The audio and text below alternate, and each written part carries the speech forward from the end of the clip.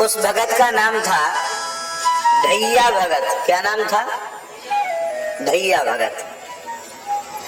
आप लोगों ने ढैया भगत नाम कैसे पड़ गया? ये पक्का तौल कर 2.5 सेर खाता था। गरीब घर में जन्म था।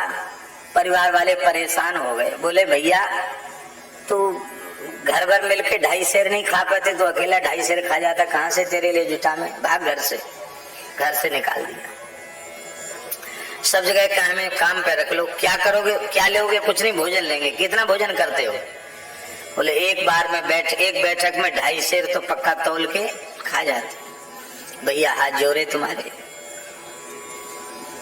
और समर्थ स्वामी रामदास जी के यहाँ चला गया। समर्थ स्वामी रामदास जी का तो नाम सुना होगा। महाराष्ट्र के महान संत, हनुमत अवतार श्री छत्रपति शिवाजी के गुरुदेव समर्थ स्वामी रामदास जी महाराज। बोला महाराज मैं बड़ा दुखी आदमी हूँ, क्या काम करना जानते हो? बोले गौ सेवा करना जानता हूँ, गैया चराता हूँ। समर्थ स्वामी जी बोले बहुत अच्छा। बोले 2.5 सेर नहीं, तुम तो 5 सेर खाया करो, यहाँ कोई कमी नहीं है, खूब खाओ, गौ सेवा करो। रहने लगे, गौ सेवा करा। अब आई एकादशी, तो समर्थ स्वामी जी ने कहा कि कल तो एकादशी है। बोले महाराज ये क्या होती है एकादशी? कहते एकादशी को खाना पीना बंद है, उपवास करते हैं। आजकल तो एकादशी ऐसी होती है कि एकादशी को कम से कम लोग 10-11 बार फलाहार कर लेते हैं। बोले एकादशी है ना, 11 बार तक फलाहार करोगे तो भंग नहीं होगी एकादशी, इससे ज्यादा करोगे तो शायद कुछ अंतर पड़ जाए। पर सच्ची बात है, उपवास का अर्थ होता है कुछ न खाना, यही उपवास का मतलब होता है। नमक तो सर्वथा व्रत में वर्जित है। अब कहीं नहीं सेंधा नमक खा लो, कोई कहता नहीं पाकिस्तान का नमक क्यों खाएं, हिंदुस्तानी है, हिंदुस्तान का नमक खाएंगे। अरे भाई, बोले आज कूटू की रोटी बना लो, सिंघाड़े का हलवा बना लो, आज सामा की खीर बना लो। अरे भाई खीर पूड़ी हलवा ही खाना है तो काहे को एकादशी का नाटक करते हो? एक दिन के लिए भी नहीं मन अपना संयम कर सकते हो?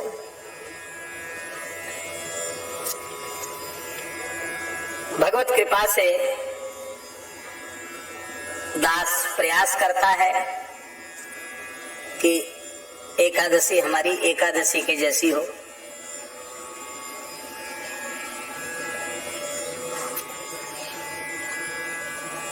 लोगों ने कहा महाराज कथा कहते हो, खाली जल पर एकादशी करोगे तो थोड़ी तकलीफ हो जाएगी। लेकिन अभी भी एकादशी आई थी, कोई तकलीफ हुई? यात्राएं भी चलती हैं, भगवान की वाणी की सेवा भी होती है और व्रत भी हो जाता है। व्रत वस्तुतः वही है जिसमें हम आहार का संयम, कुछ न खाओ, उत्तम एकादशी। अशक्ति हो, सर्वोत्तम एकादशी है निर्जल करना। उतना न हो तो जल पी कर करना, उतना भी न हो तो पयो व्रतो ब्राह्मण, ब्राह्मण केवल भारतीय देसी गाय का दूध पी ले, बहुत उत्तम, केवल दूध लेकर व्रत कर लो। एक आध कोई फल खाकर व्रत कर लो। पर दूध फल एक बार लिया जा सकता है, उसमें इसका साग और अमुक का हलवा और अमुक की पूड़ी और अमुक की पकौड़ी, ये सब खाना, ये व्रत के नाम पर धोखा करना है। व्रत माने व्रत, व्रत व्रत के जैसा होना चाहिए।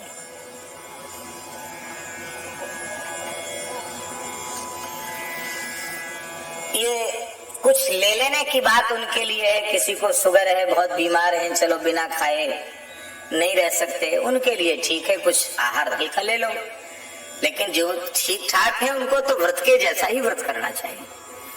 तो उस जमाने में व्रत ऐसे ही होता था, जो व्रत की मर्यादा थी। समर्थ स्वामी जी बोले कल के दिन, तो बोले ठाकुर जी को तो भोग लगेगा। पुरानी पद्धति हम आपको बता रहे हैं। पुरानी पद्धति ये थी कि एकादशी को भगवान को जो भोग लगता था उसी को द्वादशी के दिन सबको पारण में दे दिया जाता था। भगवान तो भूखे नहीं रहेंगे, भगवान को भोग लगा के रख दिया जाता था और द्वादशी को प्रातःकाल चरणामृत के साथ सबको दे दिया तो उसी से पारण हो गया। ये परंपरा थी पुरानी। और ठाकुर जी को तो भोग लगेगा, बाकी किसी को मिलेगा नहीं, रखा जाएगा, दूसरे दिन सबको बाल भोग में मिलेगा। ढैया भगत रोने लग गया, बोले महाराज हमें ये पता होता तो हम तो तुम्हारे यहाँ के बाबा जी ही न बनते कि ये एकादशी आ जाती है। महाराज धर राखो अपनी एकादशी अपने पास, हमसे तो नहीं होगी एकादशी। क्यों? हमारे तो पेट में आग लगती, हमको तो 2.5 सेर पक्का तौल के चाहिए।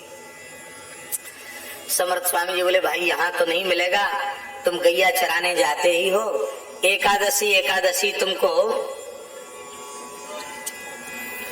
2.5 सेर तौल करके चून नम आटा और थोड़ा दाल दे दिया करेंगे। अपने जंगल में जाते ही हो, वहीं अपना दाल बाटी बना लिया और पा लिया प्रेम से। क्यों? यहाँ तो कुछ बनेगा नहीं, तुम व्रत कर नहीं सकते हो, तुम्हारी परिस्थिति ऐसी है।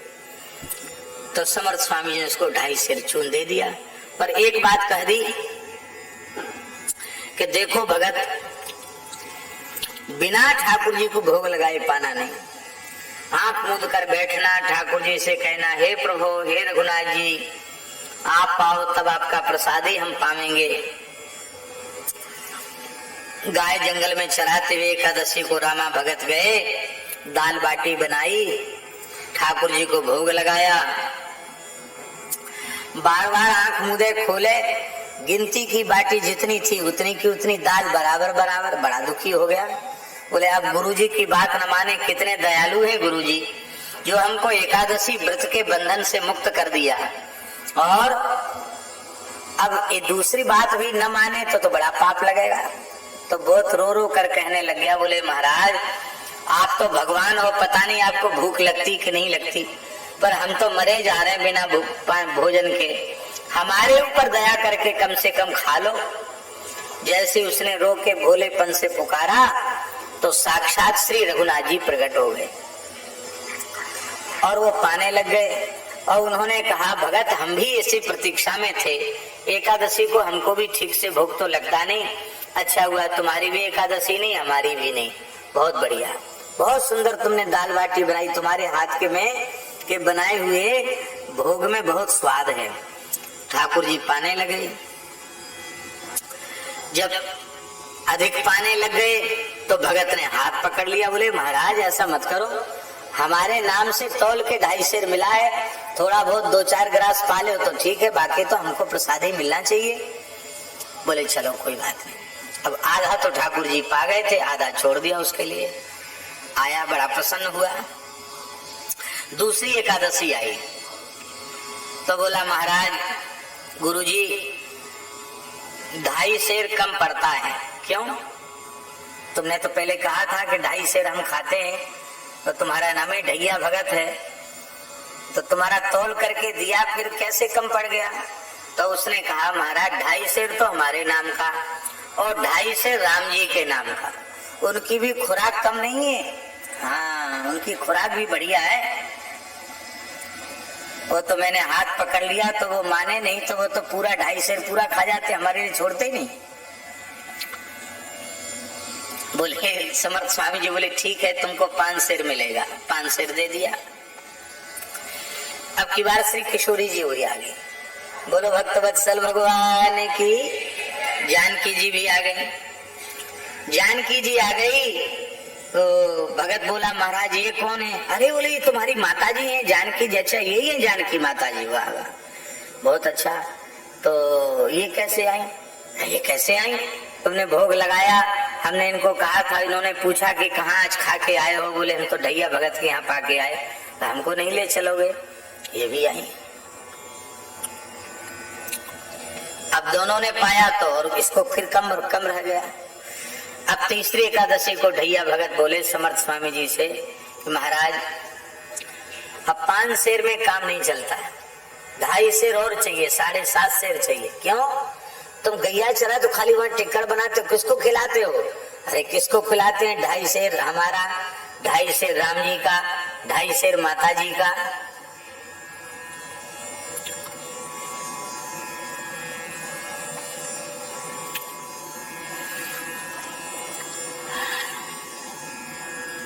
कुठारी बोला कि बहुत झूठा है, हम लोग पूजा करते करते जीवन बीत रहा है, कभी 2.5 सेर भगवान नहीं खाते हैं और ये पता नहीं क्या करता है। किसी ने कहा कि इसी क्षेत्र का है, अपने घर में आटा दाल दे आता होगा, गरीब आदमी है ना, घर में दे आता होगा।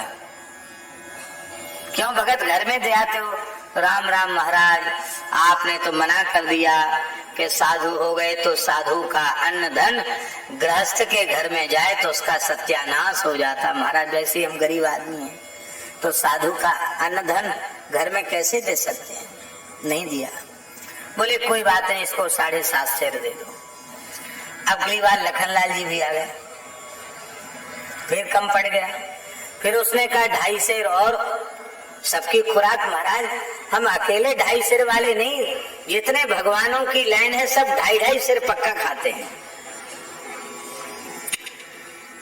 भरत जी शत्रुघ्न जी आ गए, लक्ष्मण जी आ गए। अब तो महाराज गुरुजी बोले तू सीधे 1 मन ले जा आटा, खूब खिला बना ले जा। अब तो महाराज जंगल में चला गया और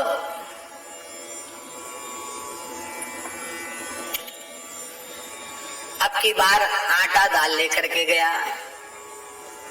बोले भगत क्या बात है, आज रसोई तैयार नहीं है? बोले बहुत दिन हो गई सेवा। हाँ, अब रोज भंडारा बढ़ता चला जा रहा है, जमात बढ़ती चली जा रही, कहाँ तक हम बनावे महाराज, स्थान में भी सेवा करनी पड़ती, तब क्या करोगे? बोला भगत था क्या करते करोगे? बोले हम आज से दूसरी सेवा करेंगे। क्या? बोले सरकार बैठेंगे, हम उनके चरण दबाएंगे।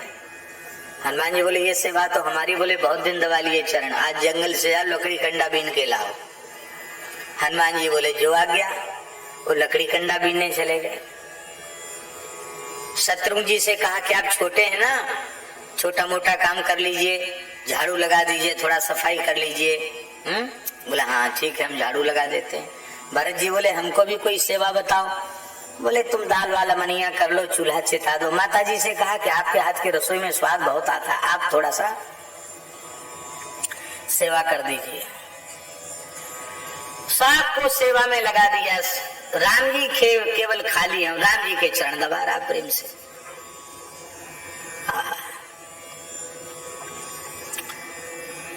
स्थान में आज सब लोगों ने झगड़ा किया। बोले महाराज जी आप तो वो तो चतुर है और आप भोले भंडारी हो, एक ही सेवक को जब जितना कहता उतना आटा दे दे तो ये ठीक नहीं है। चलो आज देखना चाहिए जंगल में क्या काम हो रहा है, ये क्या करता आटे का। तो वहां जाकर देखा तो श्री राम जी, किशोरी जी, भरत जी, लखनलाल जी, शत्रुघ्न जी, हनुमान जी सब बैठ के प्रसाद पा रहे थे और रामा ढैया भगत, रामा भगत अपने हाथ से परोस कर सबको जिमा रहा था। इस झांकी का दर्शन करके समर्थ स्वामी जी निहाल हो गए। उनकी तो दिव्य दृष्टि थी, वो भगवान का प्रत्यक्ष दर्शन उन्हें हुआ। और जो कुठारी भंडारी थे उनको कुछ नहीं दिखा, खाली पंगत दिखाई पड़ी कि पंगत हो रही है, व्यक्ति तो कोई है नहीं, पत्तल परोसे हुए हैं, सामग्री भी खाली होती चली जा रही है। बोले हमें दर्शन क्यों नहीं हो रहा है? बोले तुमने भक्त पर संदेह किया इसलिए तुम्हें दर्शन नहीं हो रहा है। सबने पश्चाताप किया, कहा भैया ढैया भगत तुम हमारे गुरु भाई हो, भले ही सबसे छोटे गुरु भाई हो, हमारे ऊपर भी कृपा करो, हम लोगों का जीवन भी सफल हो जाए, साधु जीवन। ढैया भगत ने कहा राम जी महाराज इन लोग कृपा न करते तो आपकी कृपा कैसे होती, आपसे एक ही प्रार्थना है, इन सबको अपना मंगलमय दर्शन दीजिए। भगवान ने सबको दर्शन दे दिया। भोलेपन से श्री ठाकुर जी रीझ जाते हैं।